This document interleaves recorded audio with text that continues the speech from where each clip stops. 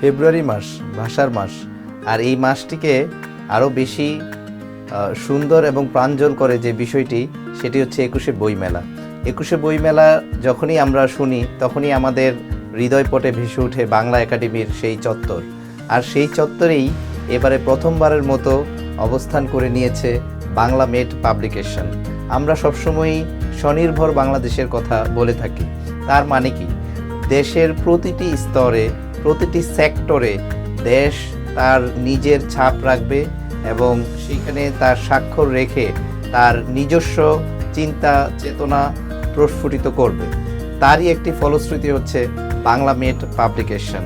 এই পাবলিকেশনটি যখন করা হয় তখন এটার মেইন মিশনই ছিল আমার দেশের চিকিৎসক, আমার দেশের ডাক্তার, সে বই লিখবে, আমার দেশে সেটা প্রকাশিত হবে এবং আমার দেশের পাঠক চিকিৎসকরাই সেটা পড়বেন। আর সেই লক্ষ্যকে সামনে রেখেই গত প্রায় 10 বছর ধরে কাজ করে যাচ্ছে বাংলা মেড পাবলিকেশন।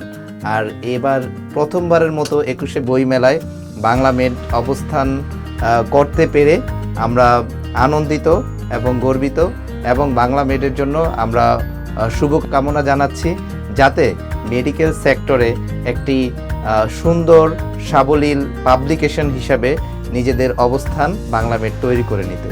শুভকামনা বাংলা মেড। তাই দেশের সকল চিকিৎসক এবং মেডিকেল স্টুডেন্টদেরকে আমরা স্বাগত জানাতে চাই 21শে বইমেলার 1060 নং বাংলা মেড স্টলে।